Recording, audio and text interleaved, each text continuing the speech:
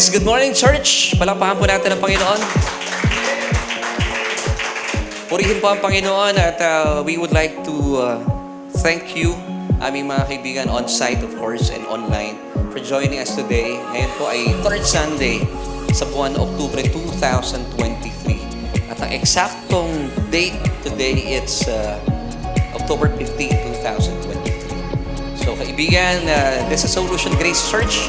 At sa ngalan po na bumubuo na ating sambahan, kami po ay nagpapasalamat dahil kayo kasama namin ngayong araw po ito. And my name is Laverne Lupot. Ako po ang inyong makakasama sa ilang minuto kung saan tayo ay mag-aaral ng salita ng Panginoon. Amen. So, kaibigan, please take time to welcome someone next to you. Pwede po bang batiin nyo sila? Sabi mo, kumusta na kayo? Ano yung mga kasama nyo sa lupot? Yun. Hanap yung mga kaway ni Bob pang politiko. Miss ko Maganda, talaga, kapag kayo kasama natin sa church, iba talaga yung corporate anointing. Dahil po kahit po sa pagod ng ating buong isang linggo, pero pag nakita-kita na yung magkakapatid, iba yung connection. Kaya yung kaway ni Bob kanina, parang ang dating na-miss na siya. Na-miss niyo ba si Brother Bob? Lapit na eleksyon. At 30 yata, no? Para po sa mga tatakbo sa eleksyon. Manatili lang po kayong tumakbo. Habulin namin kayo. And of course, binabati natin lahat ng ating mga kababayan.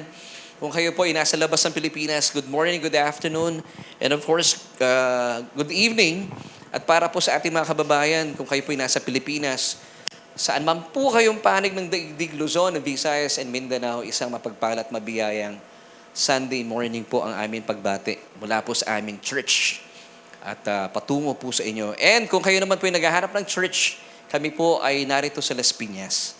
Anong address ninyo, Pastor? Ang address po namin, kami po ay nasa ground floor ng Unit 114, Tia Maria Sarao Building, CV Star Avenue, Pamplona 2, Las Piñas City. So makipag-ugnayan lamang po kayo sa amin if you want to get in touch with us. We are just a text or phone call away. 0998-581-7212. So para po, kung meron kayong mga iba pang details na gusto malaman, so just text us or call us. Dahil we would love to give you the information para kayo po ay makasama namin every Sunday. At para sa mga kapatiran po namin na hindi na namin masyadong nararamdaman, kasama po na ating mga kapatiran, gusto namin kayong makasama uli dito sa church. On-site. Iba talaga yung on-site. Mas masaya po ang on-site.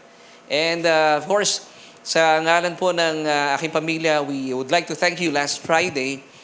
And that is part of Solution with Laverne Ducot sa 50th anniversary. Kasi alam niyo po, ika-5 taong anniversary po ng Solution ngayong buwan na ito ng Oktubre. Nagsimula ang Solution way back 5 years ago, third Tuesday ng October. So, nakaka-5 taon na ang Solution. Consistent yun, sa biyaya ng Panginoon. Yes, galing. Sa ganang amin, di namin kakayanan yun, pero sa biyaya ng Panginoon, 5 taon na. So, kung ito po ay isang bata, naglalakad na yun. Di ba? Talaga namang malaki na. At malaki na po talaga ang narating din ng gawain sa biyaya ng Panginoon. And kung kayo po napagpala sa ating special broadcast ng Friday, at marami po nagbibigay ng feedback sa atin. Maraming salamat sa Panginoon dahil yung pong mga nararanasan natin sa kasalukuyan, ito po ay talaga nakasulat na sa Biblia, yung gulo sa Israel. And of course, ang organisasyon ng Hamas. Ito po ay mga Palestinong, may mga iba na nagagalit pag tinatawag silang terorista. But the truth is, terorismo yung ginagawa nila. Now, to give you an information, para kayo po ay lalo maingganyo na panuorin po yung ating episode last Friday. Ang title po nito, Israel and the End Times. Ito po ay special broadcast ng ating Bible study online, Solution with Laverne Ducot. Ginawa natin nung Friday, 13 ng Oktubre. Sabi nila, malas daw yung 13 ng pagbiyernes. Pag po kayo naniniwala doon, wala pong swerte, walang malas. Bagkus ay marami na pagpala nung Friday afternoon. So ito po, Israel and the End Times, tinalakay po natin last Friday. Makikita natin yung mga kaganapan sa Israel at bakit sila ginugulo ng Hamas. Ito po ay sadyang nakasulat na sa Biblia. And I believe this is just a sneak preview of what will happen in the future na hinihintay po ng, actually hindi natin hinihintay eh.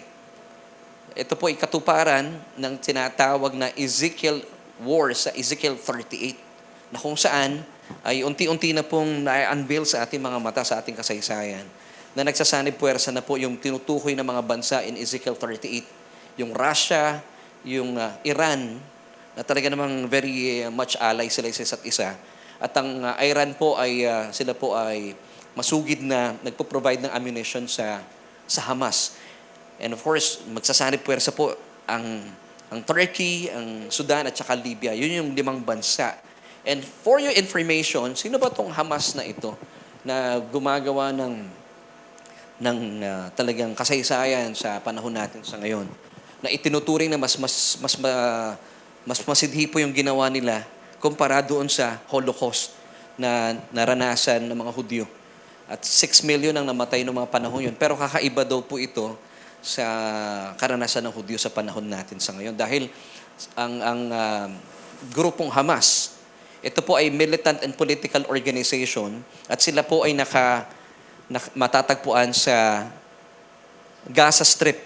Kasi sa lugar pala nila, 2 uri po itong grupong ito na namamahala. Yung isa naman nasa West Bank, pinamamahalaan ng PLO. Yung PLO ay Palestinian Liberation Organization. Samantala itong namamahala naman sa Gaza, ito yung mga Hamas.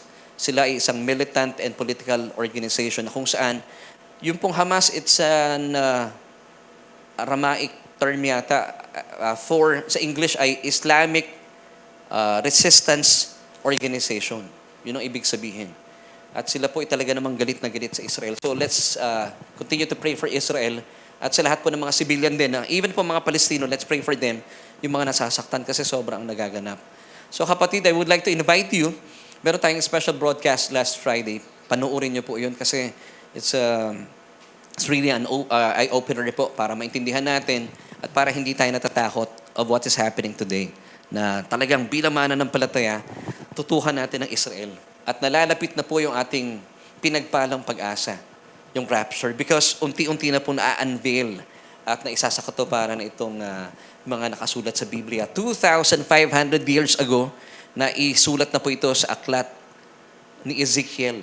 Isipin nyo 2,500 years ago, pero ang katuparan nangyayari po sa ating kapanahunan. Gaano katotoo ang salita ng Diyos. Amen. At ngayong umaga pong ito, iikot pa rin po sa salita ng Diyos sa ating mga pag-uusapan na sadyang may kaugnayan sa ating kaligtasan. So kayo po ba excited na to hear the good news of the gospel? Amen. So sige po, let's pray as we move on sa ating pag-aaral ng salita ng Panginoon. Father, we thank you once again for this privilege na kung saan kami po ay sama-samang matututo sa loob po ng maraming minuto kami po ay mag-aaral at dalangin ko po na buksan mo aming isipan na aming kaluluwa. Kasama po na aming mga online viewers, na aming mga kapatiran online ay patuloy mo po kaming bigyan ng bagong kapahayagan. Bagaman, Panginoon, ang iyong mga kapahayagan ay matagal nang nakasulat sa Biblia. But Lord, for us, bigyan mo po kami ng iyong salita na kung saan ay titimo sa aming kaluluwa. At Panginoon, mapapalaya sa aming mga maling kaisipan. Gamitin niyo po ang inyong lingkod para mailahad at maipahayag na malinaw ang iyong salita. And this I pray in Jesus' name. Amen and amen. So ngayong umaga pong ito, as promised last Sunday, pagpapatuloy po natin yung ating topic concerning sa helmet of salvation. Na kung saan ay alamin po natin, bilang mga mananampalataya, tayo po sa church tayo ay, ang ating theme for this year ay being rooted in the unshakable gospel of Jesus Christ. Pag sinabing rooted, nauugat. Maganda po yung ugat na ito na nararanasan natin dapat sa salita ng Panginoon. At kapag kayo po ay nauugat sa salita ng Panginoon, pansinin nyo, hindi po kayo uugatin sa buhay na ito. Di ba? Hindi maganda may mga varicose veins Una, hindi maganda yun, hindi aesthetic yun Maganda tayo po inuugat sa ating pagkakilala sa Panginoon. Amen? So ngayon, of course, as usual, simulan po natin ating pag-aaral sa isang question. Ang ating kaligtasan ba ay mananatili o pwedeng mawala at mabawi? So once again, this is our question. para po sa ating mga online viewers, kasi marami po mga mananampalataya sa ngayon, hindi sila sure kung ang kaligtasan po na kanilang natanggap ay mananatili. O pwedeng mawala, o pwede ring mabawi.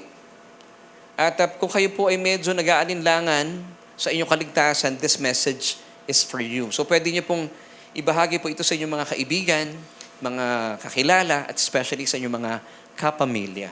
Kasi po kapag kayo po ay hindi talaga assured sa inyong kaligtasan, wala po kayong kapahingahan. Maapektuhan ang inyong pakikipagrelasyon sa Diyos, that's vertically speaking, and ganoon din po, horizontally speaking, maapektuhan din ang inyong pakikipagrelasyon sa inyong kapwa-tao. Kaya pala masungit ka, mainitin ang ulo mo, hindi ka masarap kausap. It's because hindi ka naniniwalang ikaw ay covered ng biyaya ng Panginoon. At kaya, dahil covered ka ng biyaya ng Panginoon, wala kang magagawa. Sa harapan ng Diyos, ikaw ay sadyang kaaya-aya, karapat-dapat, kalugod-lugod. Marami pang mananampalataya sa ngayon. Pag sinabi natin mananampalataya, born-again Christian, hindi sila sigurado kung nalulugod sa kanila ang Diyos. So, ang hirap ng ganun.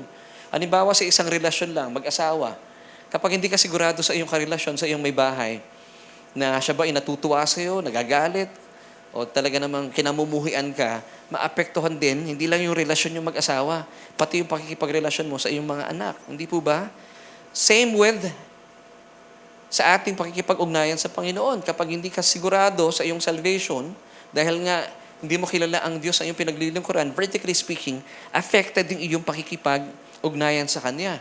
At maapektuhan din, horizontally speaking, iyong pakikipag-ugnayan sa tao sa paligid mo.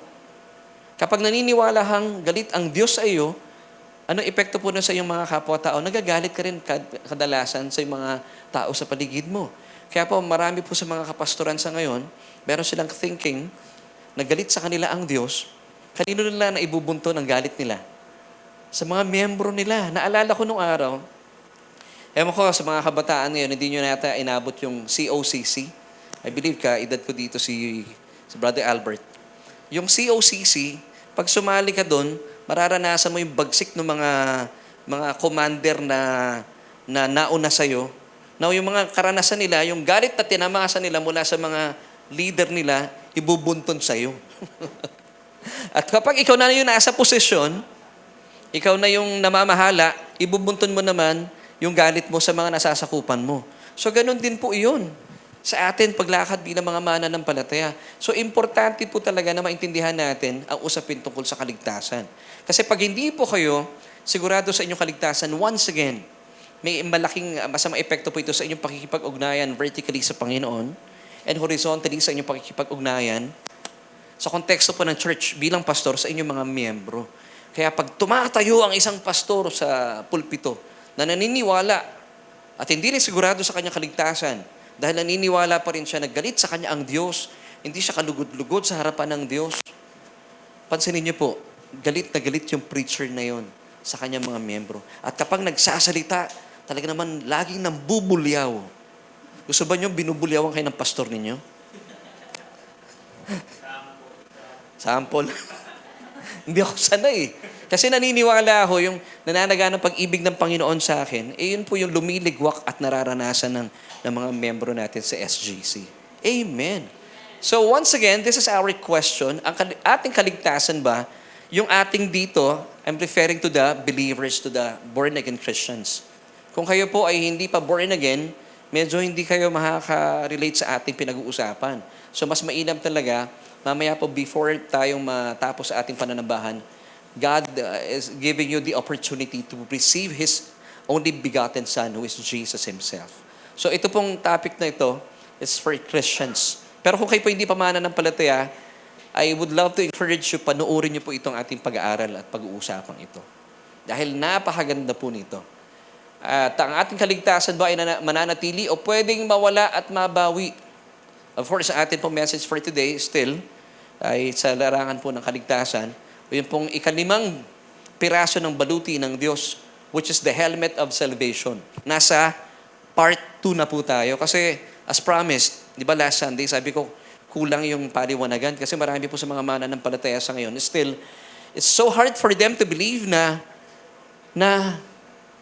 hindi na pwedeng mawala ang kaligtasan. Naalala ko lang, meron pong isang kaibigan na nanonood ng Solution with Laverne Ducot na ikwento lang sa akin ito. And then, merong isang kasama niya sa office daw na panood, napasilip at nakita ako sa kanyang computer screen. Sabi daw sa kanya, yan yung pastor na naniniwala na hindi mawawala ang kaligtasan. So, basically, yung taong ito, ang paniniwala niya, nawawala ang kaligtasan. So, kung kayo po ay naniniwala na nawawala ang kaligtasan, please po, I pray, panoorin niyo po muna itong ating pananambahan, itong ating pag-aaral, at bago niyo po mahusgahan. Ibibigay ko po sa inyo mga talata sa biyaya po ng Diyos. Dalahin ko po kasi importante talaga na tayo po ay may matibay na assurance sa ating pananampalataya. Gaya po ng sinasabi sa atin ng Hebrews 10:22. Let us draw near sa Diyos. Ibig sabihin dito, let us draw near to our Abba in heaven with a true heart in full assurance of faith, having our hearts sprinkled from an evil conscience and our bodies washed with pure water. Now, if you notice, sabi dito ng talata, you have to draw near with a true heart in full assurance of faith. Maraming Christians sa ngayon, hindi sila lumalapit sa Panginoon through prayer because they have no true full assurance of faith. Yung bang tipong, di ba, pag alam mo, meron kang kaibigan, tapos ang pakiramdam mo, hindi kayo masyadong close, even yung communication nyo affected eh. Di po ba? But, Hebrews chapter 10 verse 22 is telling us, kapag lumalapit daw tayo sa Panginoon, dapat we have this full assurance of faith. Naalala niyo po yung pinag-usapan natin last Sunday, what is faith? Faith is having a good opinion about God, believing that He is for you, He is not against you, because He loves you so much. Yun ang faith. At pag sinabi nating faith, it speaks of the present. So naniniwala ka na hindi galit sa iyo ang Diyos. Bakit? Kasi once upon a time, 2,000 years ago, lahat po ng galit ng Diyos, ibinuntun na niya kay Kristo Jesus. And then Jesus said, it is finished. Ano yung finished? Tapos na yung galit ng Diyos kasi lahat ng galit ng Diyos, inangkin na po niya sa kanyang katawan. Nasa id na, ika nga. So wala na pong galit ng Diyos na pwedeng ibuntun niya sa iyo bilang kanyang anak. Sa id na eh. Paano kanyang bibigyan ng galit? Wala na nga talaga. Sabi ni Jesus, naganap na. Amen? So God wants us to have this full assurance of faith. Bakit? Ibig sabihin, ang context po nitong sinasabi ng talatang ito, na dapat wala na tayong sense of guilt. When we come before God, wala na yung sense of guilt and condemnation. Di ba? Bilang mananampalataya, Romans 8 verse 1 tells us, there is therefore now no condemnation for those who are in Christ Jesus. So if you are now in Christ Jesus, wala nang sense para maranasan mo pa itong sense of guilt and condemnation. Even though binabato ito sa iyo ng kalaban, wag mo nang tatanggapin. Because once again, sabi ng talata, Romans 8 verse 1, there is therefore now is present tense. There is now no condemnation. What is condemnation? No guilty verdict, no punishment before God. Because lahat po ng punishment, inangkin na po ng Panginoon sa kanyang katawan 2,000 years ago. So, pag alam po natin ang katotohanan ng ito, pag lumalapit ka sa Panginoon, lalong nalulugod ang Panginoon because you have this full assurance of faith. Nananampalataya ka na tuwang-tuwa ang Diyos na ikaw ay lumalapit sa Kanya. Amen? Di ba bilang mga magulang, sa mga nanonood din sa atin online, ako kagalahan ko po yung mga anak ko, pag lumalapit sa akin, masaya. Ibig sabihin, meron silang full assurance na katanggap-tanggap sila sa aking harapan. Even though yung mga anak ko, may mga pagkakataon, kakukulit. May mga pagkakataon na minsan ay matitigas din ang ulo, pero dahil anak ko sila, pag nakikita ko silang, pag dumarating ako, tinatawag na nila ako, tawag po kasi nila sa akin ay daddy. Nandiyan na si daddy, tuwang-tuwa sila. Now, it is my joy to know na pag dumarating ako, masayang-masaya sila. Because they believe that they have this full assurance of faith na tinatanggap ko sila bilang aking mga anak. Ganon din po tayo bilang mga mananampalataya.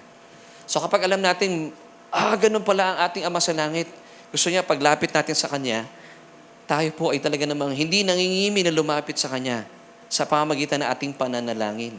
Kaya po, kapag alam natin ang katotohanan ito, pansinin nyo, lagi kayong nagpipray dahil sinasamantala nyo yung panahon na kayo po'y nakakipag-ugnayan sa Panginoon. Amen? So, hindi na problema sa atin kung maiksi yung panalangin. Hindi po. Tayo po ay madalas nakikipag-ugnayan sa Diyos kahit naglalaba kayo, namamalansya kayo, kausap nyo ang Panginoon. And it's a joy for you to have this conversation with God. Amen? Ito ang mabuting balita para sa atin. So, today, atin pong topic, of course, the helmet of salvation, na atin pong key verses still found in Ephesians chapter 6. Finally, my brethren, sabi ng verse 10, be strong in the Lord and in the power of His might. Put on the whole armor of God that you may be able to stand against the wiles of the devil. Now, verse 12 until 13, for we do not wrestle against flesh and blood, but against principalities, against powers, against the rulers of this world. Balik nga po natin yung ating verses. And then, pinapaalala po ng mga talatang ito na ang labanan daw po natin, yung spiritual battle, hindi po ito pakikipaglaban sa tao. Pagkos ito po ay pakikipaglaban sa mga principalities in the air because ang kalaban po natin ay si Satanas. But the good news is, hindi po tayo nakikipaglaban para makamit po natin yung tagumpay. Kundi tayo po ay nakikipaglaban sa ating tagumpay na. Tapos na po ang labanan. Pero ang kalaban kasi, gumagawa pa rin ng kanyang mga moves. Meron siya mga the moves. May mga ninja moves itong si Satan. At ang kanya pong kapangyarihan lang ay ang kanyang kasinungalingan. Mananagumpay po ang kalaban kapag hindi po natin alam ang katotohanan. Kaya po, praise God, tayo nasa church for us to know the truth, and the truth will set us free. Amen. Verse 13, therefore take up the whole armor of God that you may be able to withstand in the evil day, and having done all, to stand. Amen. So, magbabalik tanaw para po sa mga kaibigan nating hindi pa nakakasama or the first time natin nakasama sa ating online broadcast. Para po sa inyong kabatiran, ang buong baluti po ng Diyos ay binubuo ng pitong armors. So, ito po yung pagbabalik tanaw lang sa ating mga pinag-uusapan. So, yung first 5, ito po yung mga defensive. Pag sinabing defensive, protection, pananggalan. Ano-ano po ito? The belt of truth, the breastplate of righteousness. Of course, tinalakay na po natin yan. Number 3, the gospel of peace, the shield of faith, and of course, the helmet of salvation, which is today, nasa ikalawang bahagi na po tayo ng pag-aaral. Ano naman yung remaining 2? Ito po ay offensive. Pag sinabing offensive, ito po ay pang-atake, counter-attack natin sa uma-atake ang kalaban. So, hindi pwedeng atake lang siya ng atake. Sangga lang tayo ng sangga. God has provided us yung mga armor na offensive. Ano po iyon? The sword of the Spirit and the praying in the Spirit. Amen. So ang atin pong verse for today, key verse natin is found in chapter 6 ng Ephesians, verse 17 pa rin. And take the helmet of salvation. Now, ito pong armor na pag-uusapan natin sa ngayon, kung mapapansin nyo, nasa 5. Bakit nasa 5? Pinag-usapan natin ito last Sunday. Anong significance po nito? Alam niyo po, sa Biblia, wala pong insignificant details. Bakit nilagay ng Diyos na pang-5 ang helmet of salvation? Because God wants us to realize at ma-remind po tayo that our salvation is given to us as a gift. Ano naman ibig sabihin ng number 5? Alam niyo po ba, sa Hebreo, yung 5th Hebrew alphabet ay Hesed. Ano yung Hesed? Grace. Ang galing po, mga kapatid? So, hindi po ito nagkataon lang. Itinaon talaga ito ng Diyos for us to be reminded that we have been saved by grace. Number 5. Yung biblical numerics po ng number 5. Yung Bible numerics po nito, ay ibig sabihin ng number 5 sa Hebrew alphabet, Hesed. Sabihin nyo nga po, Hesed. This is grace. So, ibig sabihin, pag sinabing salvation, yung helmet of salvation, bilang mananampalataya, pinapaalalahanan tayo na naligtas po kayo, naligtas ako. Ibig sabihin, ito po ay kaloob, regalo na ibinigay sa atin ng Diyos. Wala po tayong iniambag. Hindi rin po natin ito pinagtrabahuhan. Kaya talaga namang wala po tayong maipagyayabang sa ating Diyos. Ephesians 2 verses 8 to 9, for by grace, take note, by grace, Hesed. Grace is undeserved favor. You have been saved through faith. And that not of yourself. So, ibig sabihin, wala po tayong iniambag. It is the gift of God. Regalo. Yung pong grace in Greek, it's charis or charismata, which means regalo. Anong ginagawa mo sa regalo? Ano pong ginagawa nyo sa regalo? Binabayaran po bang regalo? No. Ano ginagawa natin sa regalo? Pinapaniwalaan. And then you receive it and then say thank you by using it. Amen? Now, verse 9 tells us, not of works, lest anyone should boast. So, hindi po natin pinagtrabahuhan ito. Kaya naman, walang-wala po tayong pwedeng ipagmalaki sa Diyos. So, kung bakit number 5 po sa baluti ng Diyos ang helmet of salvation, it's because once again, God is reminding us that our salvation, number 5, it's a gift from Him. Charismata or gift. Grace sa wikang English. Amen. So, ito po ay nagbibigay sa atin ng matibay na assurance of faith that we have been saved by grace through faith alone in Christ alone. Amen. Now, John 3:16, for God so loved the world that He gave His only begotten Son, that whoever believes in Him should not perish but have everlasting life.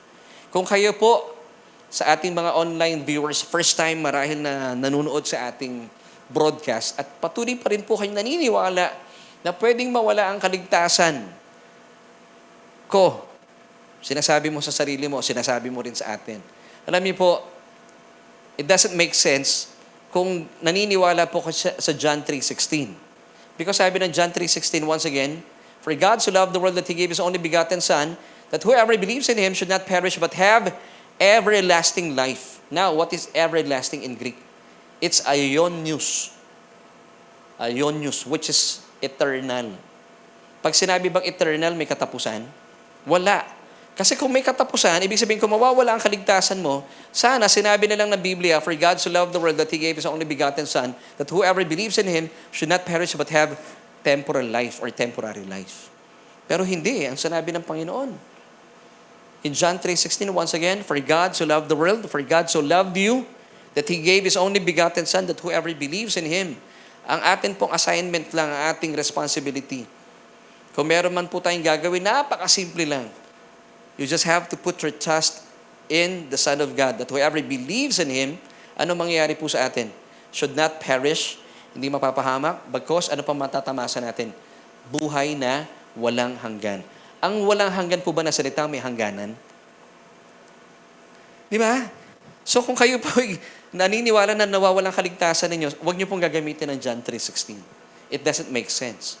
So dito pa lang, John 3:16 pa lang, napakalinaw na po ng sinasabi ng Biblia. So kapag kayo po naglagak na iyong pananampalataya kay Kristo Jesus, hindi ka mapapahamak. Anong benefit mo? Magkakaroon ka pa ng buhay na walang hanggan. So ang next question, kailan nagsimula ang iyong buhay na walang hanggan? Pag namatay ka ba? Hindi po. Once na tinanggap mo ang Panginoong Jesus, mismo nung oras na yon, nararanasan mo na ang buhay na walang hanggan. Dito pa lang sa lupa. Kaya nga, di ba, tinuturuan tayo ng Panginoon manalangin na maranasan natin ang langit dito pa man sa lupa. Amen. Sino po dito nararanasan ng buhay ng langit dito sa lupa? Amen. Nararanasan natin yun. Why? Because of what Jesus did on the cross.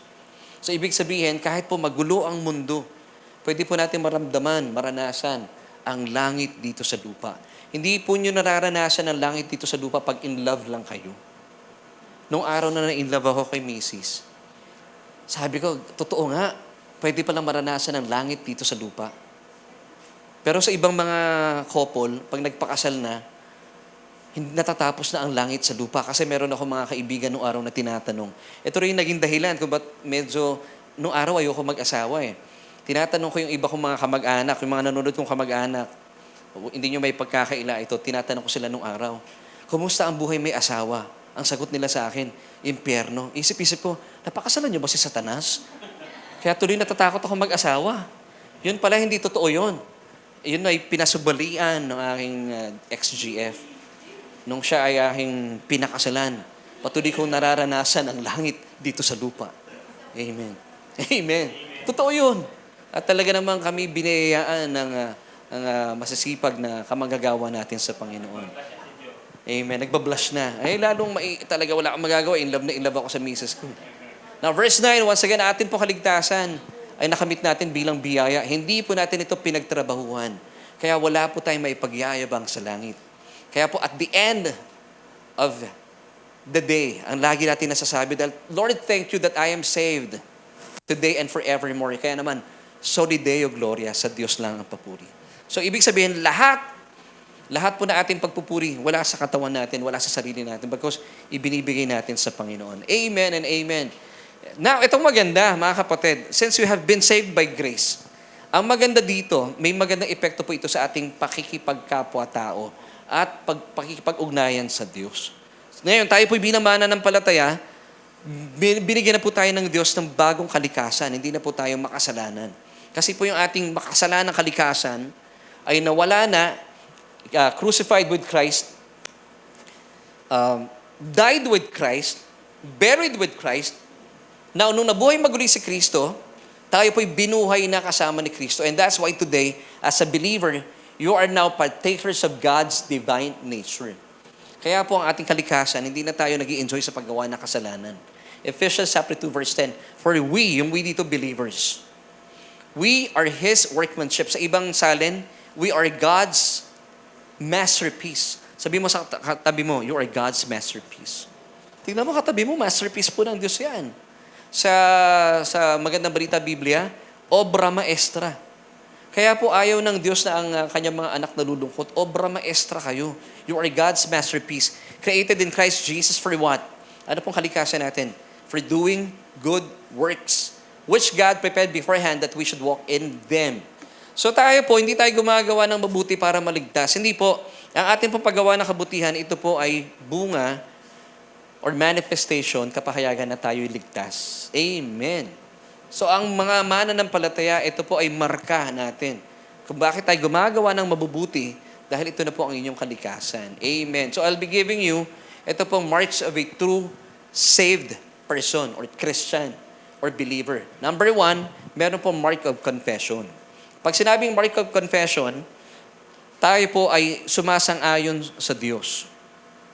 Nung kayo po ay nakapakinig ng salita ng Panginoon, nagkaroon kayo ng pananampalataya sa nananaga ng salita ng Ebanghelyo o mensahe ng Ebanghelyo. Ngayon, kayo po ay nagkaroon ng confession. Pag sinabi natin confession or confess in Greek, it's homologio. Ibig sabihin, you are in agreement with God. Sabi ng Diyos, ikaw ay makasalanan. Sabi mo sa Diyos, yes, Lord, I agree with you. Kailangan mo ng tagapagligtas. Yes, Lord, I agree with you. Kailangan mo tanggapin ang aking bugtong na anak na si Jesus.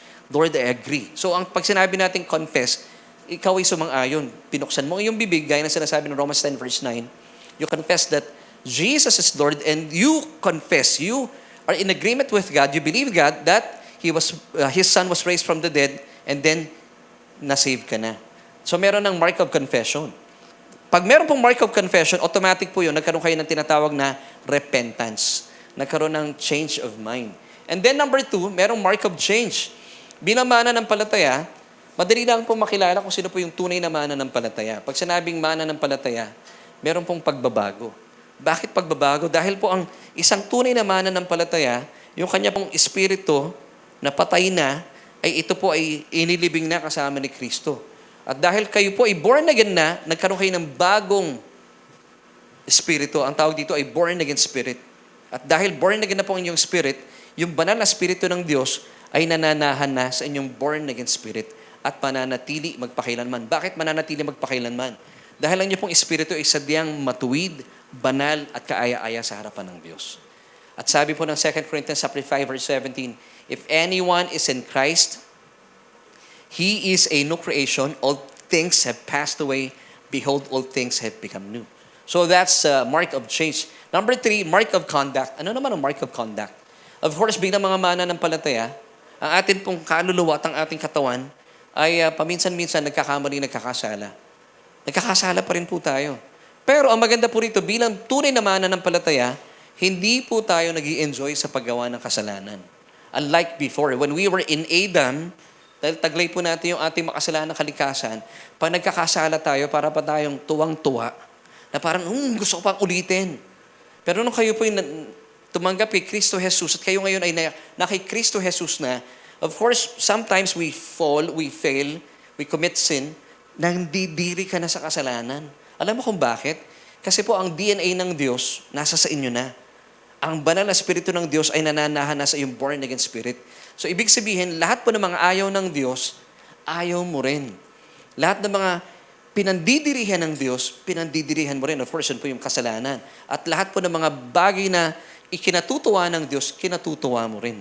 That's mark of conduct. Number 4, mark of conflict. Ano naman po ito? Mapapansin niyo po, nung kayo po naging mananampalataya, nababawasan kayo ng mga kaibigan. Yung mga kaibigan nyo dati, nakasama nyo marahil sa inuman, sa bisyo, hindi na kayo masyadong iniimbitahan sa ngayon. Alam niyo kung bakit? Kasi magkaiba na kayo ng espiritu, hindi na kayo nagkakaugnayan, hindi na kayo nagkakaunawaan. Pero wag po kayo mag-alala. Papalitan ng Diyos yung mga kaibigang nawala sa inyo na mas tunay na kaibigan. And that is mark of conflict. At magugulat kayo, dadami ang inyong mga kaibigan na makakaagapay mo sa paglago mo bilang isang mananampalataya. Number 5, mark of compassion.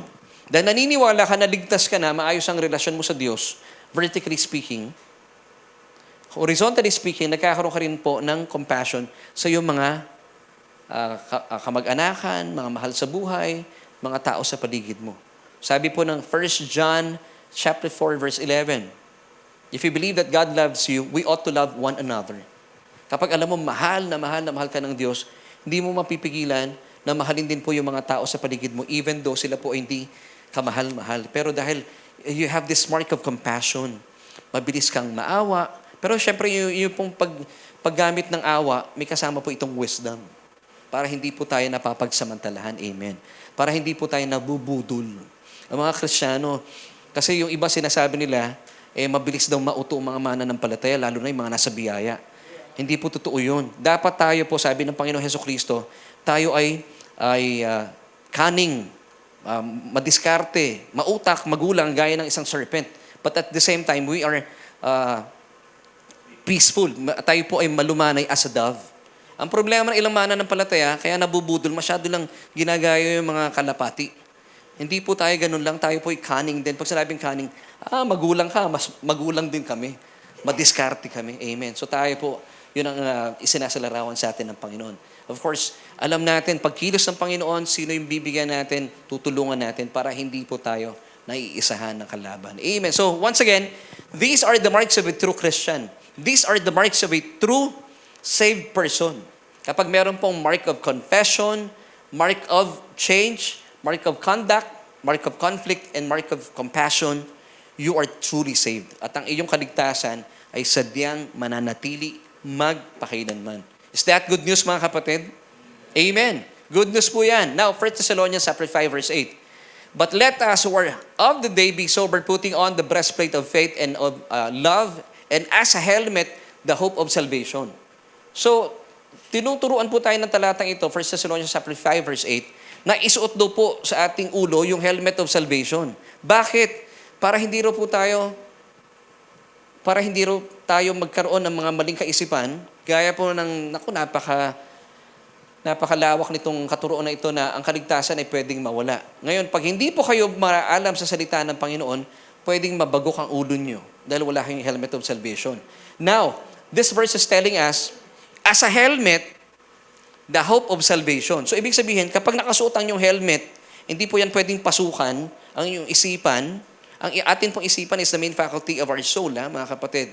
Kaya dapat pinaka-iingatan po natin ang ating isipan. Dahil pag may pinasok kayo, may nakalusot na wrong information sa inyong isipan, bababa po yan sa inyong damdamin, bababa sa inyong kalooban, affected na po ang inyong mga physical bodies. Pag mali po ang tinanggap nyo. Pero pag tama yung tinatanggap ninyo, tingnan nyo po yung pagkakasunod-sunod, magiging healthy ang inyong isipan, dadalo yan sa inyong damdamin, healthy rin, at healthy rin po bababa sa inyong kalooban, at ang manifestation sa inyong physical body, health din. Now, gusto ng Panginoon, you have to put on the helmet of salvation. Now, ano pong gusto niya dito sa ating salvation? That you have this hope. Meron tayong pag-asa. Now, in the Greek, ang hope po dito ay elpis. If you remember last Sunday, pinag-usapan natin, pag sinabi nating elpis, madali lang tandaan, mga kapatid. Elpis, it means expectation of what is sure, what is certain. Last Sunday, we differentiate kung ano yung faith sa hope. Yung faith is having a good opinion of your present, your now. While yung hope naman, it speaks of the future. Even though hindi po natin alam ang mangyayari in the future. But we have this LPs. Ano yung LPs natin? We have this expectation of what is sure and certain. Concerning our salvation. Amen. Now, tingnan po natin itong Bible definition of hope. This is really powerful. Expectation, pag sinabing expectation, future. Amen? Of what is sure, what is certain. Hindi man po natin alam ang mangyayari mamaya or bukas o sa hinaharap, pero one thing for sure, dahil sabi ng Biblia, sabi ng ating Panginoong Diyos in Hebrews 13:5, that I will never leave you nor forsake you.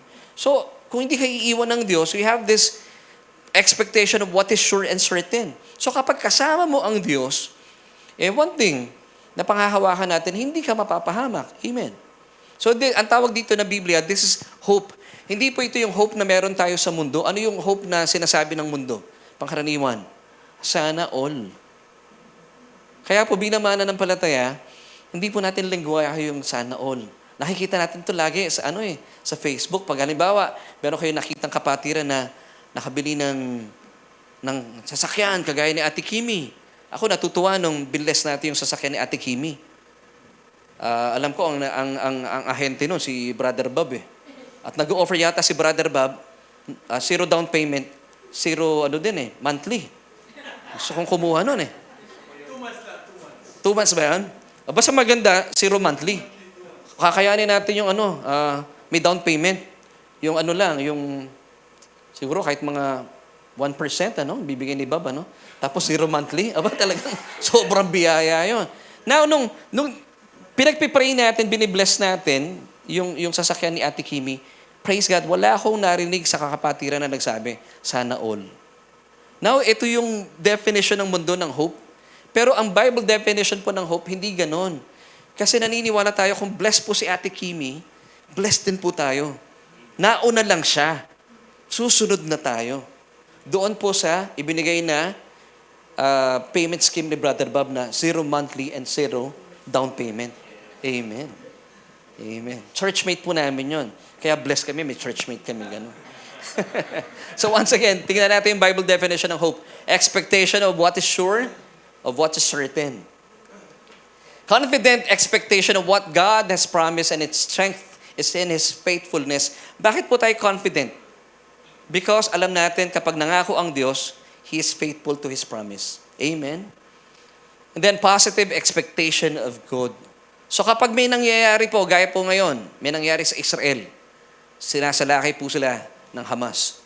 Even though, sabi nga ng Biblia, even though the world is getting darker and darker, but ours, believers, is getting brighter and brighter. Anong tawag po dito? Hope. Because naniniwala tayo sa mga nangyayari sa paligid natin, dahil kayo po'y lagi nasa church, nag-aaral ng salita ng Panginoon, yung mga nangyayari pong ito sa Israel, ito po ay mga naisulat ng hula sa Biblia, which is now unveiling right before our very own eyes. So, ibig sabihin, nagbibigay din po sa atin ito. Of course, nagdadalamhati tayo para po sa mga nasasaktan, namamatay. But at the same time, hindi po tayo nanlulumo na nakayuko bagkus tayo po ay nakatingala. Dahil sabi nga po ng Luke 21 verse 28, pag nangyari daw po yung mga bagay na ito, dapat tayo nakatingala. Dahil our redemption draws near. So, ibig sabihin, nalalapit na po ang muling pagbabalik ng Panginoon para sa kanyang mga minamahal na anak. So, let's go back to this definition ng hope sa Bible. Expectation of what is sure, confident expectation of what God has promised and its strength is in His faithfulness, and number 3, positive expectation of good. Now, ang kaligtasan po ba natin ay mananatili o pwedeng mawala at mabawi? Napaka-importante po nito.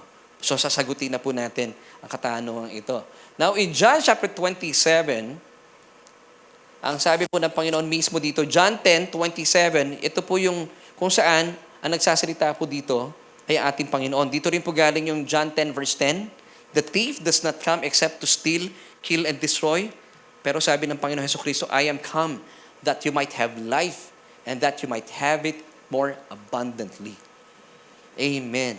Now, in verse 27 until 30, ihimay-himayin ko po ito sa inyo para makita natin kung ang atin bang kaligtasan ay pwedeng mawala at mabawi o ito po ba ay mananatili.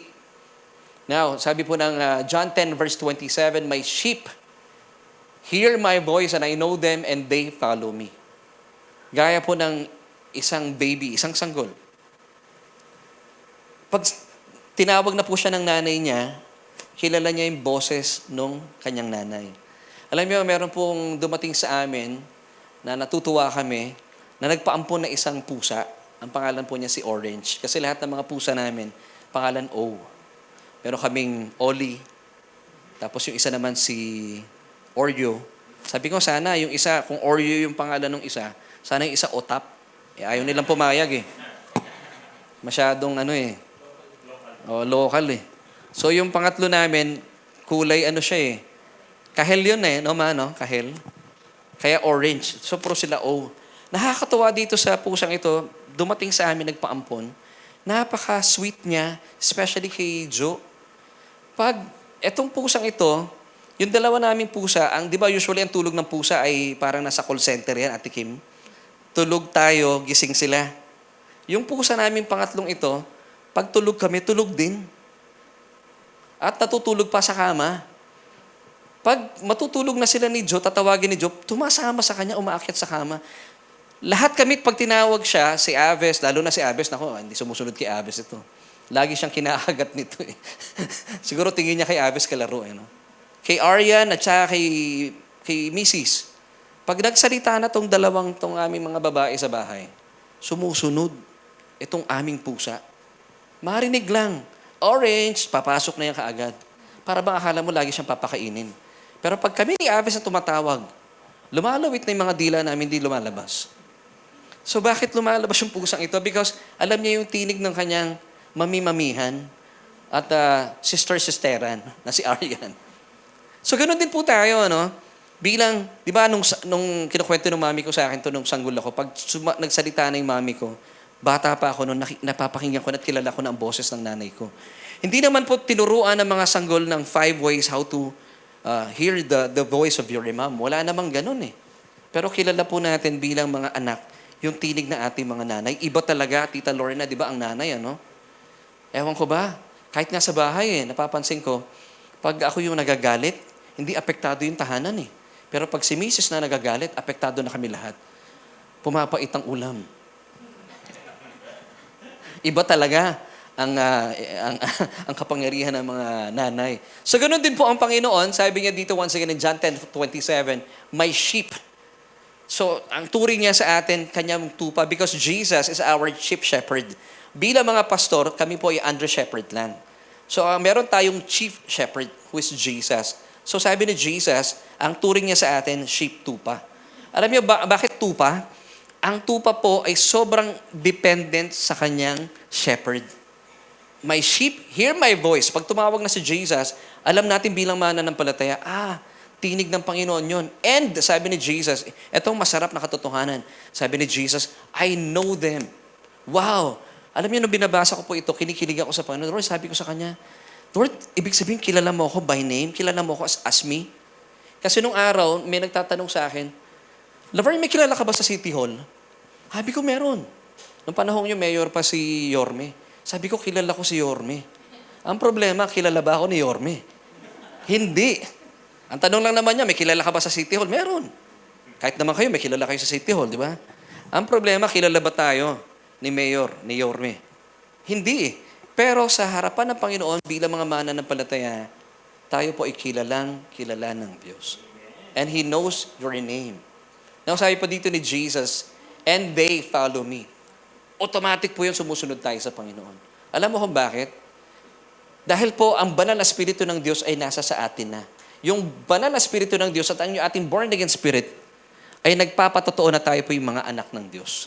Romans 8:16, the Spirit, capital S, referring to the Holy Spirit, bears witness with our spirit that we are children of God. Kaya nga po sa panahon natin ngayon, under the new covenant of pure grace, hindi na po tayo nakikipag-usap sa Diyos at hindi na natin hinihintay yung still small voice ng Panginoon. Wala na pong ganon. In the old covenant, nangyayari po iyon. At pwede po nangungusap ang Panginoon nung araw through prophets. Kaya po may propeta nung araw. But today, the good news is, di ba tayo pa nagpipray tayo? Ba't tayo nakaganyan? Because narito yung Espiritu. Naririnig natin ang tinig ng Diyos na hindi po malayo. Kaya po hindi totoo yung sinasabi ng kanta na God is, ano yung song na yun? From a distance. He's not from a distance. As a believer, God is indwelling your born-again spirit. So napapakinggan natin siya because, once again, the Spirit Himself bears witness with our spirit that we are children of God. Alam at alam mo, you know that you are a child of God. Ngayon, kanina, pinakitaan ko kayo ng mga marks of a believer. Merong marks of confession, merong conduct, conflict. Kabisado may conflict, bro. Compassion. Ano pa yung isa? Mark of change. Amen. Now, yung banal na Espiritu ng Diyos, alam mo sa sarili mo, talaga naman nagpapatotoo ang banal na Espiritu ng Diyos at ang iyong Espiritu na talagang naniniwala ka. Hindi mo maipaliwanag, hindi po kayang patotohanan na yung salita, pero nararanasan mo itong masayang karanasan ito na ikaw ay anak ng Diyos. Amen and amen. So ngayon, tingnan po natin ito bilang pag-aaral pa rin po, alamin natin, ihimay-himayin po natin ang katotohanan na sadyang hindi po pwedeng mawala at mabawi ang inyong kaligtasan bagkus ito po ay mananatili. Punta naman po tayo sa John chapter 10 verse 28. Tapos na tayo sa John 10:27. So bilang mga mananampalataya, once again, John 10:27, sabi ni Jesus, tayo po ay kanyang mga tupa. Wow, panalo na yon. So ibig sabihin, bilang mga tupa, i-maximize po natin ating shepherd. Huwag kayong magpakapagod sa buhay. Huwag kayong umasa sa inyong wits, sa inyong smarts. Gawin po nating shepherd ang Panginoon. Pag sinabi nating shepherd ang Panginoon, ano ibig sabihin nun? Siya po yung ating main source. So ibig sabihin, ang magpapakain po sa atin, spiritually, sa ating soul, sa ating physical body, ang atin pong main source, ang ating Panginoon. So i-maximize natin siya as a sheep. Let Jesus be your shepherd para tayo po ay nananagana sa buhay. Amen? At maganda po, once again, tayo po ikilala ng Panginoon at bilang mga sheep niya, tayo po ay sumusunod sa Kanya. We follow Him. Amen. So dito na tayo sa verse 28, it's still with John chapter 10. And then sabi dito ni Jesus, and I give them eternal life. Eternal, once again, ang linaw nun and they shall never perish, neither shall anyone snatch them out of my hand. So isa-isahin po natin. Sino po nagsasalita po dito? Si Jesus. And I. Minagnify ko yung I. Sino nagbigay? Sino nagbibigay o nagbigay sa atin ng everlasting life? Si Jesus pa rin. So wala tayong iniambag po dito. Ang papel po natin, kung si Jesus po ang nagbibigay o nagbigay, anong papel po natin? Dapat dalawa lang, may nagbibigay at merong tumatanggap. So ang papel natin bilang mananampalataya, tayo po ay mga recipients lang ng kanyang grace. Amen? Sabi ni Jesus, and I give. Now, ano po yung ibinigay sa atin? Sino yung them dito? Them. Pakitulungan nga po ako. Them. Sino yung tinutukoy na them po dito? It's us, believers. Tayo mga tupa. Konteksto nito, mga tupa. Na Jesus is the chief shepherd. Ano pong ibinigay sa atin ng Panginoon dito? Eternal. What is eternal? Dito muna tayo sa eternal. Hinihimay-himay ko po ito para sa inyo. Eternal in Greek, it's aionios. Ano ibig sabihin ng aionios? Perpetual, everlasting, life. Forever pala. So, yung ibinigay sa atin, buhay na eternal. Now, what is life in Greek? Life is Zoe. Ano yung Zoe? Divine life of God. In other words, bilang mananampalataya, we have now the life of God that is indwelling our born-again spirit. Ang question, ano po bang buhay ng Diyos? Ang buhay po ba ng Diyos ay may depression? Nadidepress ba ang buhay ng Diyos? Ang buhay ba ng Diyos ay may sakit? Healthy ba ang Diyos? Yes. So kung ano po yung buhay na meron ng Diyos, yun po yung buhay na meron tayo. Laverne, nasa spirito ko lang yun eh. Nasa spiritual realm. If you remember last Sunday, paano po mararanasan yung mga nangyari sa spiritual realm para maranasan sa physical realm?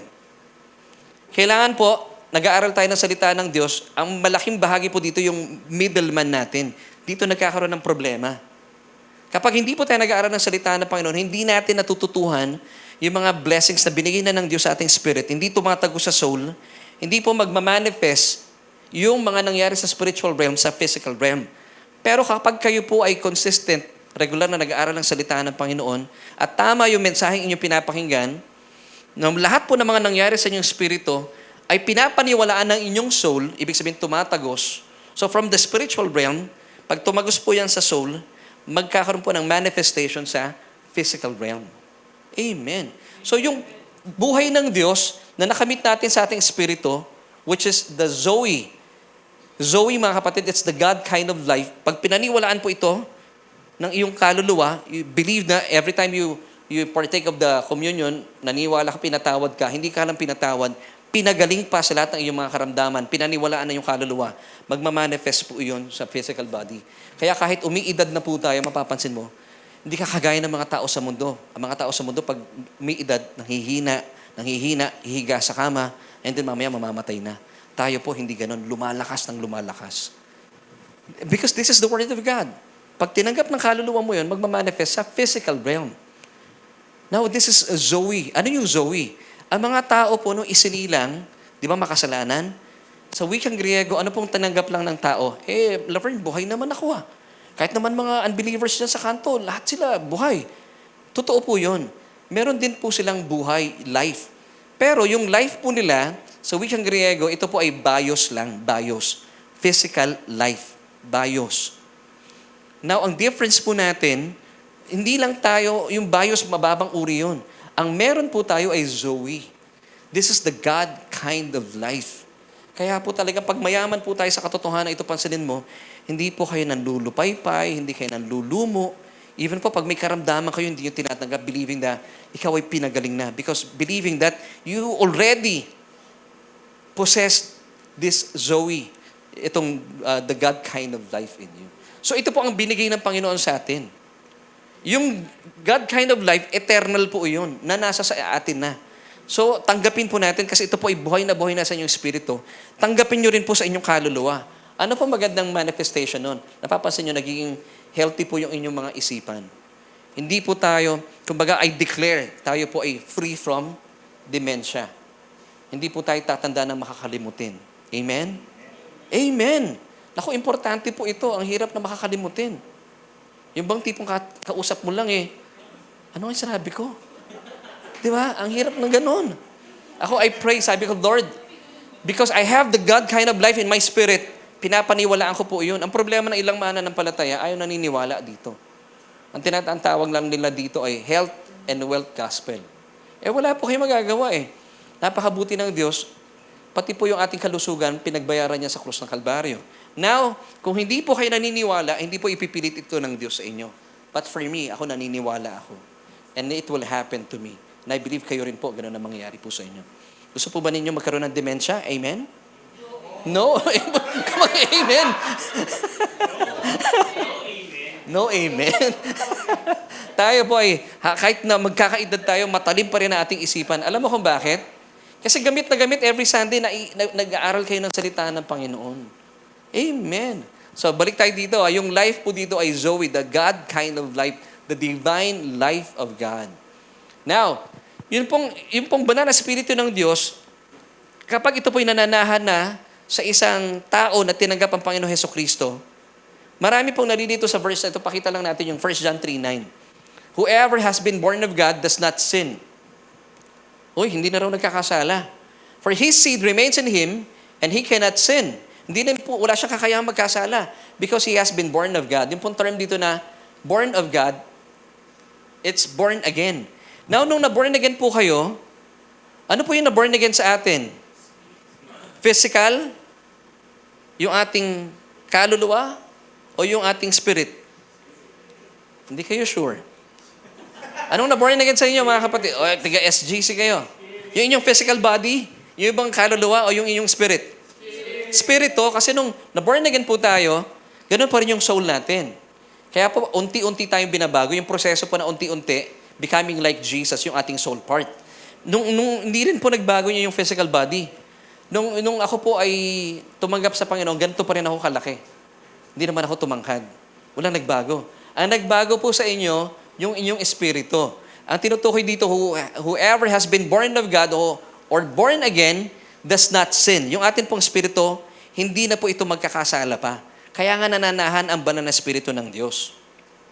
And he cannot sin. Hindi na po, wala rin kakayahang magkasala pa ang inyong espiritu. Perfect na po ito. Righteous, holy before God.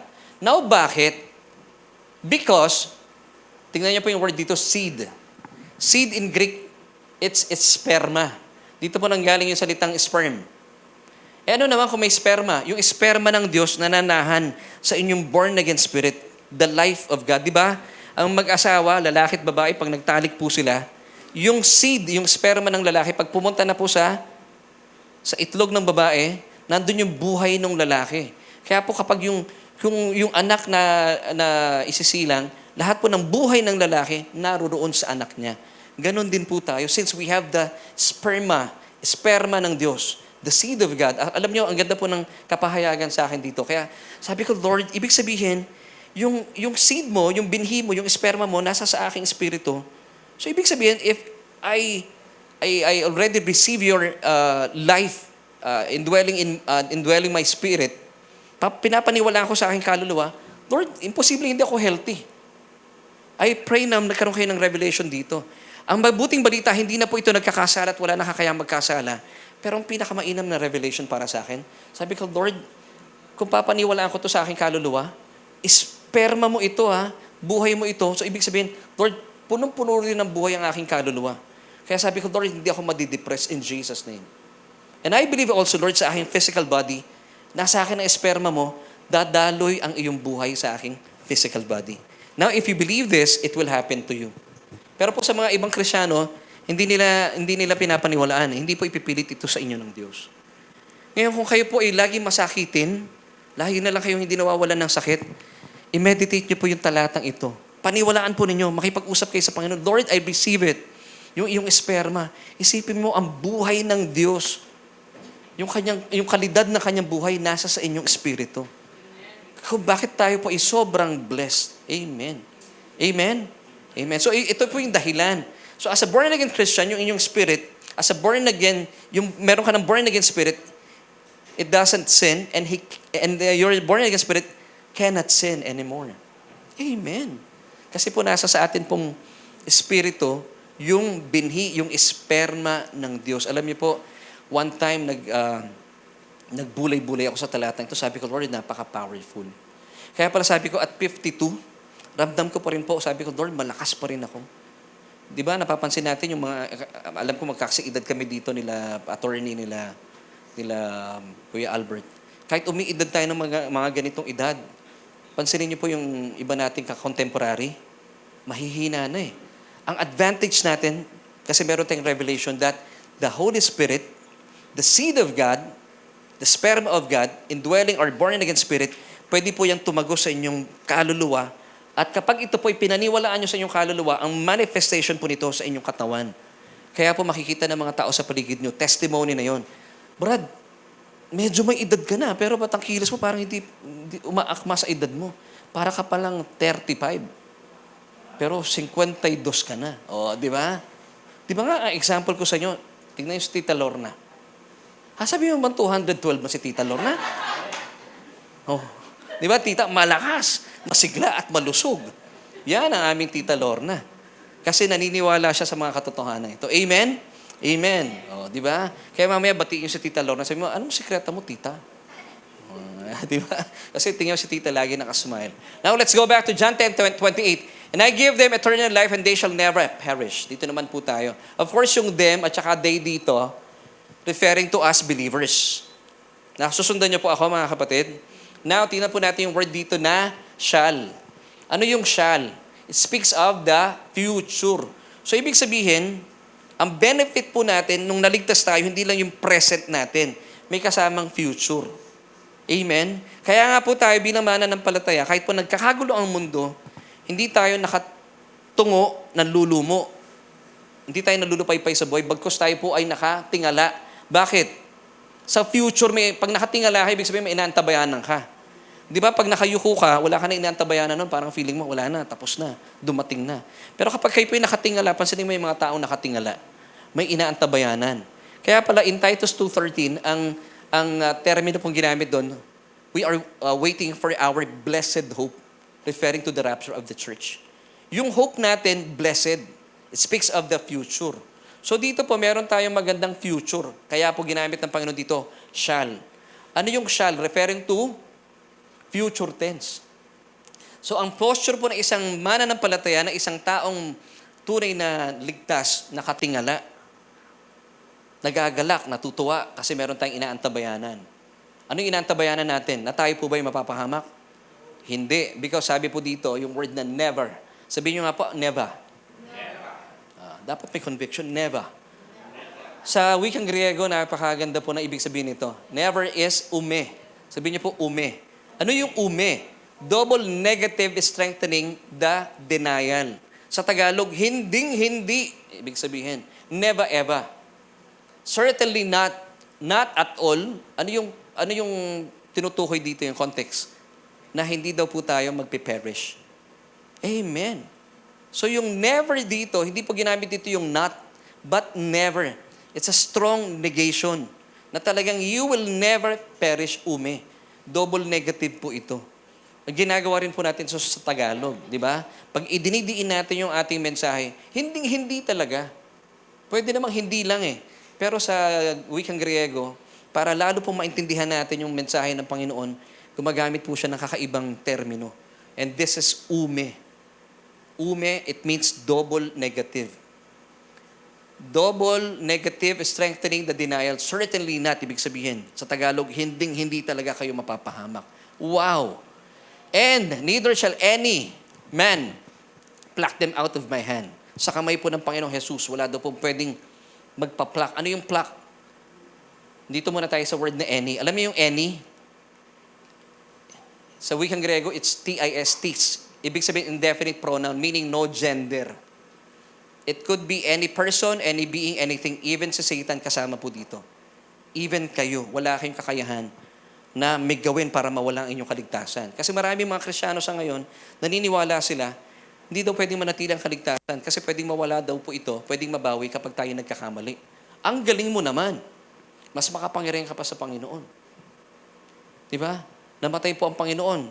May pagdurusa, kamatayan, para makamit mo ang kaligtasan. And then, nagkamali ka lang, binawi ka agad ng Panginoon yun. Ganun ba yun? Hindi po. So once again, yung word dito na any, referring to the indefinite pronoun. Even po si Satan, wala siyang kakayahan. So pag sinabi natin indefinite pronoun, and definite pronoun does not refer to any specific person, any specific thing or amount. So ibig sabihin, even po sa Satanas, wala siyang kakayahan na ikaw ay i-pluck niya from Jesus' hands. Now, yung word po na pluck ay medyo familiar. It means in Greek, harpazo. Naalala niyo yung word na harpazo? Snatch away. Ibig sabihin, this is ginamit din po itong word na to sa 1 Thessalonians 4:17. Na kaya nga ang apelido namin ay biblical sa Tagalog ay dudukutin. Kaya biblical yung apelido namin eh. So that's harpazo. It's snatch away, take away by force, catch away, pull them out of my hand. Sino po nagsasalita dito mga kapatid? Jesus Himself. Kung may kakilala po kayo na mas makapangyarihan kay Jesus, delikado tayo. Pwedeng mawala ang kaligtasan natin. Pero wala talaga. Amen? So, praise God. And then, dito na tayo sa verse 29. Sabi ni Jesus still with John chapter 10, my Father. Of course, yung Father niya, Father din po natin, ating Ama sa langit, which gave them to me. So, sino bang nagbigay sa atin kay Jesus para ingatan po tayo? Ang Diyos Ama is greater than all. So, malinaw dito na even si Satan, taob po sa Panginoon Diyos. Because God, our Father, is greater than all. And no man is able to pluck, nandun na naman yung word na harpazo, snatch away by force. And no man is able to pluck them out of my Father's hand. So ang maganda po dito, may pagkakaisa ang Panginoong Jesus at ang kanyang tatay. Because sabi niya in verse 30, I and my Father are one. Now, isipin niyo po ito, no? Ang atin pong security sa Panginoon, nasa palad ka na ni Jesus. Nasa kamay ka pa ng Diyos. May nagsasabing ibang mananampalataya, oo nga, nasa palad ako ng Panginoon. Eh paano kung tumalon ako? Grabe, naisip pa nila yun, ano? Iniingatan ka na ng Panginoon, gumagawa ka pa ng paraan para lumayo sa Kanya. So tingin ko, nonsense na po yun. Now, para safe na safe po kayo, meron akong episode na ganito sa Solution with Laverne Ducot eh. SSS. Safe, secure, and yung pangatlo bibigay ko mamaya. Now, balikan po natin yung mga kapatid, patulong nga po. Balikan po natin yung ating verses, John 10:29-30. Yung 30 dito, I and my Father are one. Bakit? Nagkakaugnayan po, nagkakaisa si Jesus at ang kanyang Ama because Jesus is God's will in action. Lahat po ng ginawang aksyon ng Panginoong Hesukristo, ito po ay in agreement with the Father. So ibig sabihin, hindi po pwedeng gumawa ng hindi sumasang-ayon ang Diyos sa ginagawa ni Kristo. No. Jesus is God's will in action. Amen. So let's go back to our question. Ang ating kaligtasan po ba ay mananatili o pwedeng mawala at mabawi? Hindi na po ito pwedeng mabawi. Pag ang Diyos po ay nagbigay ng regalo, hindi po siya kagaya ng tao. Amen? And that is good news. Napakibalik nga doon sa ating question. Ang Diyos po pag nagbigay ng regalo, sa'yo yan. Mananatili magpakailanman. Buti na lang ganun ang Diyos natin. So, ang atin pong solution for today, rest assured of your eternal salvation in Christ because, ito yung dahilan, God is greater than all. That's John 10 verse 29. And no one, including yourself, is able to pluck you out of your Father's mighty hand. Malaki po ang kamay ng Diyos. At kapag nasa kamay ka ng Diyos, you are secured, you are safe in His hand. Paano nga, Laverne, kung tumalon ako, naisip mo pa yung kapatid. Now, may sagot po dyan ang Biblia. Hindi po kayo pwedeng tumalon. Dahil meron pong pinapaalala sa atin na napakagandang assurance kung bakit kayo po ay safe na safe.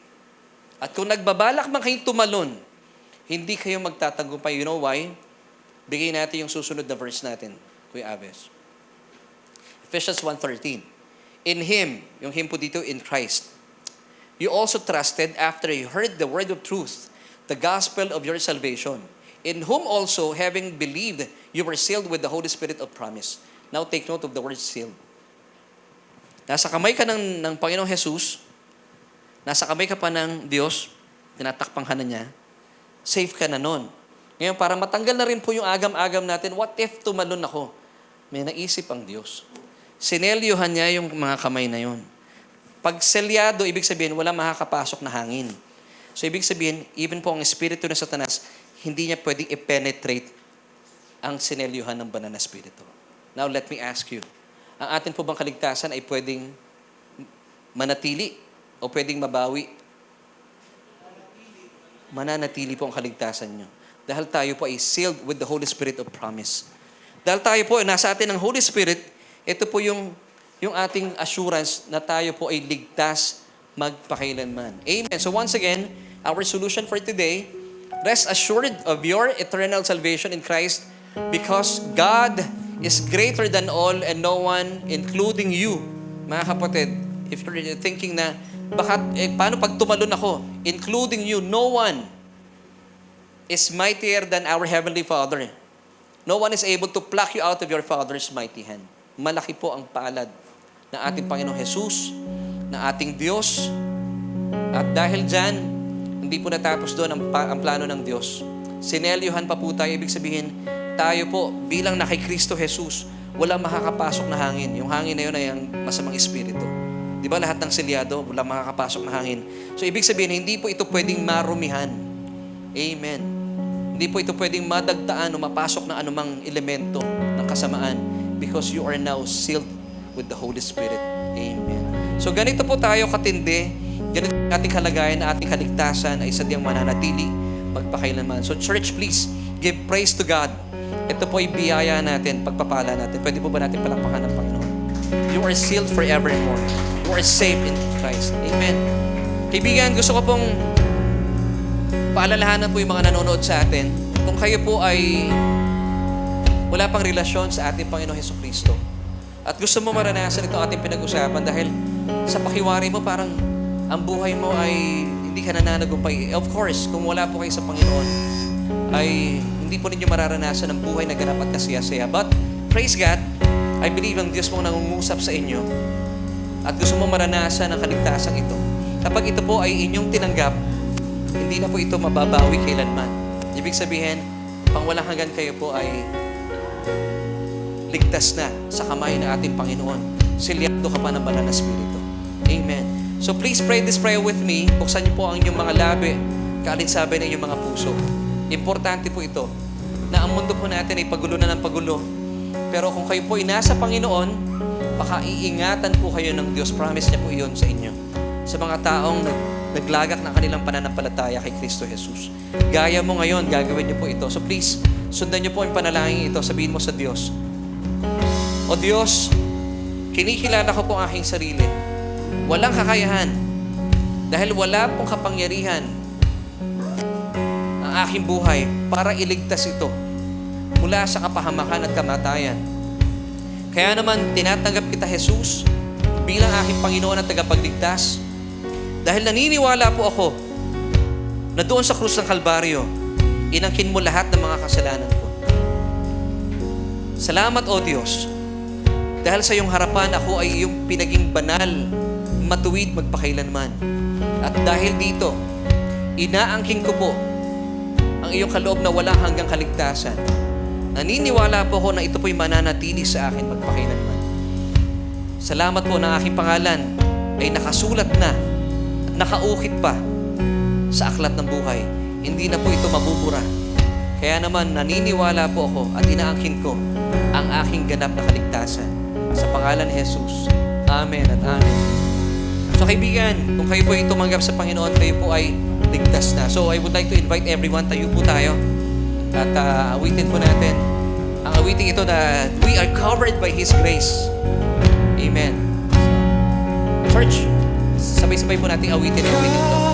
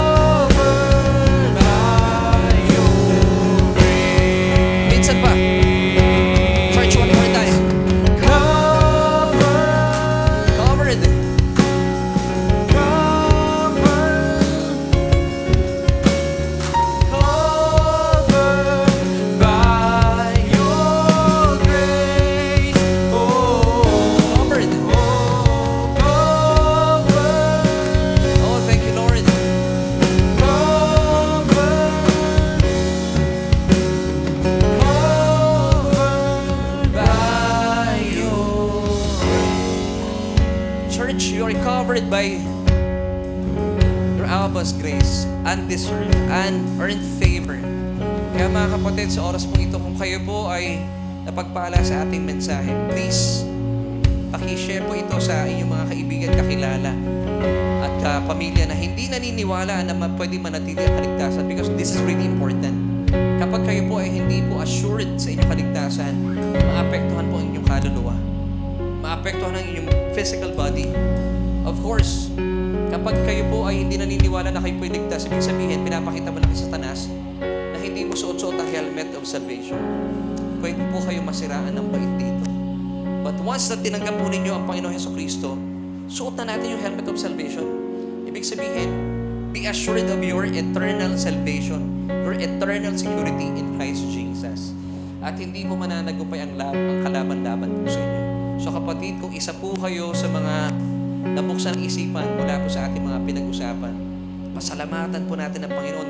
Ganun po kabuti ang ating Diyos na kapag siya po ay nagbigay, hindi po niya ito babawiin sa inyo pagkos gusto niyang i-enjoy mo ang iyong kaligtasan. At dahil naniniwala kang ligtas ka, namumunga po ang iyong kaligtasan, gumagawa ka na ng kabutihan. Ibig sabihin, hindi ka na nag-i-enjoy sa paggawa ng kasamaan. Kasi patay na po yung kalikasan ngayon. Meron ka ng bagong kalikasan ngayon. Naniniwala ka na ikaw ay obra maestra ng Diyos. At ang obra maestra ng Diyos, nilikha niya sa kanyang tunay na katuwiran at kabanalan. Ang atin pong laman ng isipan ay gumawa lamang po ng mabuti sa Diyos, vertically speaking, at horizontally speaking, sa ating mga kapatiran, sa ating mga kapwa-tao. Nakikita niyo po ba yung krus doon? Amen. Bumabalik pa rin tayo sa krus.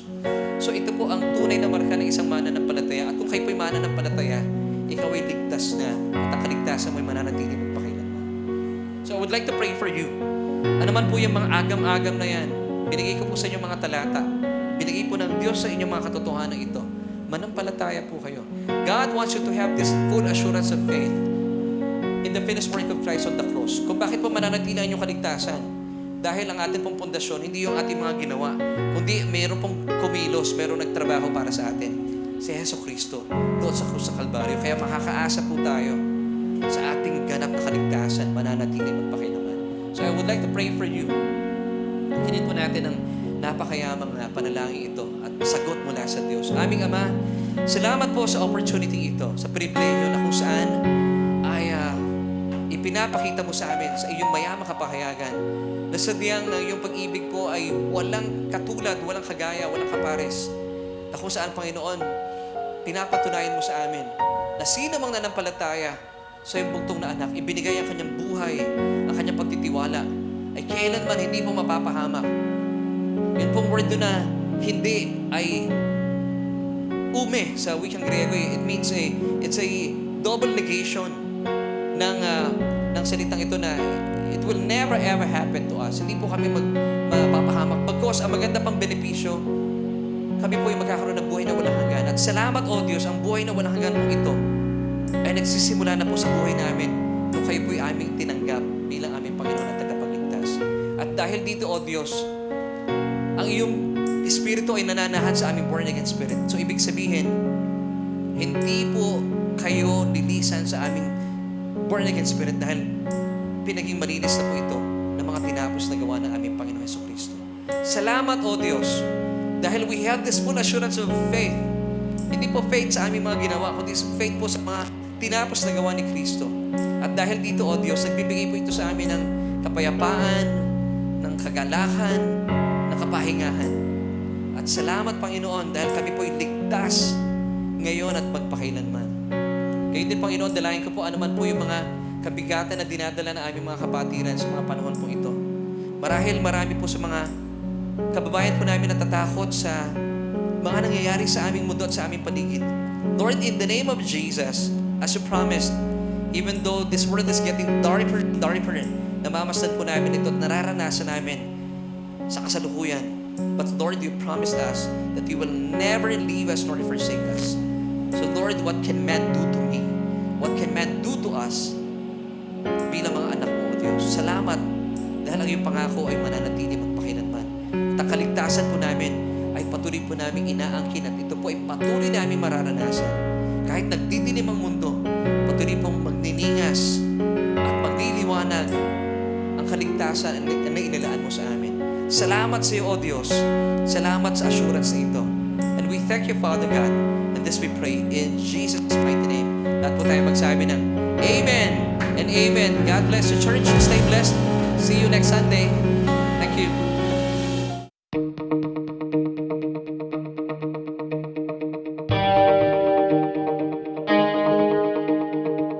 Amen! Thank you, Lord, for a fresh revelation. I learned a lot today. How about you? Let us know in the chat kung ano ang favorite part mo sa ating preaching today. Let us continue to honor and worship our Lord Jesus through our giving of tithes and love offering. But let me remind you that your tithes belong to your home church. But if you are new and you consider Solution Grace Church as your home church now, here are the ways on how to give your tithes and love offering. Our details are shown on your screen right now. You can use our account number and simply scan the QR code for our bank details, especially if you are outside the Philippines. Thank you for being a faithful tither and a generous giver. As we prepare to give to the Lord, let us lift our phones and I will pray for you. Heavenly Father, we thank you that we can give to you. In this form of giving our tithes and love offering, we honor and we worship you. We believe that this is not about us, but you alone. And I declare blessing and favors on us today and in the coming days and weeks. In Jesus' mighty name, Amen. Thank you for joining us today on our Sunday online worship celebration. My name is Lace and we hope to see you next week. Keep this in mind. You are greatly blessed, highly favored, and deeply loved by God.